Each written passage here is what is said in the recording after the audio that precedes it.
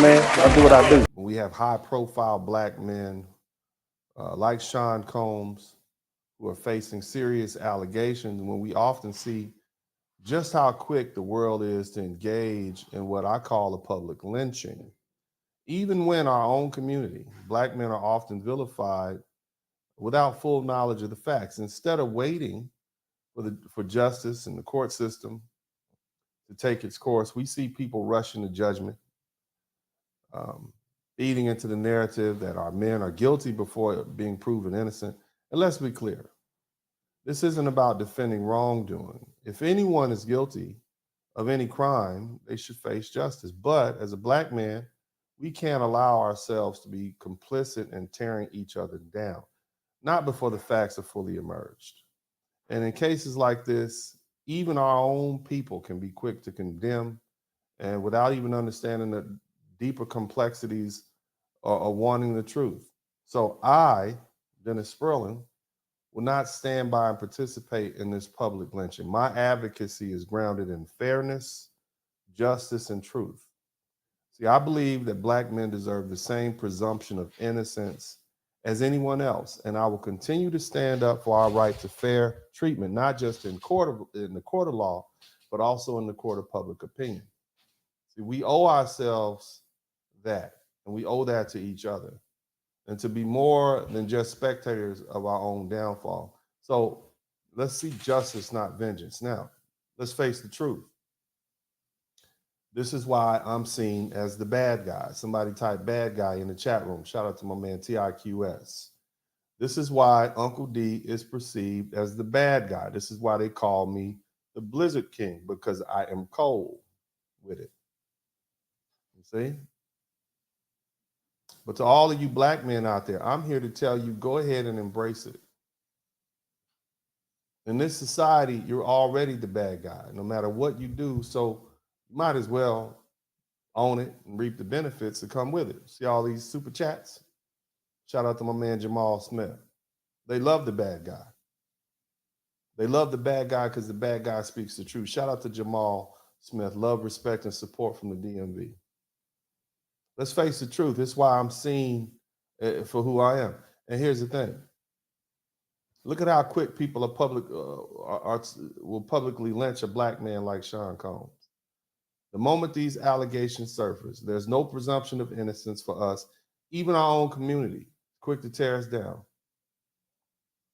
They're all participating in the narrative that he's guilty without even knowing the facts. And this isn't new. The world has been telling black men for centuries that we're the villains and that we're the aggressors. So I say, why keep fighting it? If they're already decided we're the bad guys, why not embrace it? Not by doing wrong, but refusing to let this label break us. Use it to your advantage. Be bold, be unapologetic. Be unapologetic in pursuit of success, because in their eyes, you're already the villain. Don't waste time trying to change their minds. Don't waste time trying to change those who've already condemned you. Instead, build your empire, protect your legacy, and live by your own rules. And this is why I, yours truly, will not join the chorus of looking to tear down another black man before the truth comes out. I stand for fairness. As I said before, I stand for justice and the right to be presumed innocent until proven guilty. And I stand for black men owning their narrative. And even if that means embracing being the bad guy that society already views us as. Shout out to my man Demetrius Owens. Shout out to everybody who's here already. I'm going to say some things that's going to offend you. And I'm going to say them in defense of Sean Combs, also known as P. Diddy. Somebody type flued out in the chat room. Somebody type flued out in the chat room. Now, for those of you guys who are not entirely familiar with the facts of this case, Sean P. Diddy Combs was arrested on September 16, 2024, and he faces multiple serious federal charges, including sex trafficking, racketeering, conspiracy, and interstate transportation for the purpose of prostitution. The indictment alleges that, and the indictment is out of the Southern District of New York, a very famous court, prosecuted a lot of mob bosses out of Manhattan. But this indictment alleges that Sean Combs was involved in a criminal enterprise, just like a mafia guy. And it allegedly has spanned over decades, facilitating the exploitation and abuse of women. He allegedly coerced women to participate in elaborate sexual activities and referred to them as freak-offs. And y'all can go ahead and type freak-offs in the chat room. Yeah. He allegedly used his influence, wealth, power, and power to control and intimidate them. Now, the charges are also include obstruction of justice, which with accusations that Combs used violence and threats to conceal his actions and protect his reputation. This indictment paints a picture of Combs leveraging his business empire and financial resources to manipulate and exploit women for sexual purposes. I want y'all to hear that carefully. They didn't say he held any weapons to anybody's head. They said he leveraged his business empire and financial resources, his money, to manipulate and exploit women for sexual purposes. Think about that. He says that his business empire, his financial resources, allowed him to force them to labor in that regard. There's also some charges about bribery and arson, which are also linked to the enterprise. But either way, Sean Combs has pleaded not guilty to the charges and remains in jail without bail, awaiting the trial. He could be in there for 18 months. And his legal team are strongly denying the allegations and asserting that the charges are baseless and that Sean Combs looks forward to clearing his name. Now, let's break down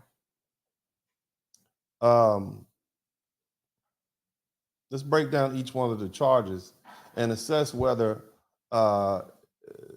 based on what we know publicly, the public facts, okay, that these charges do or don't apply to Sean Combs at this time. Now, sex trafficking.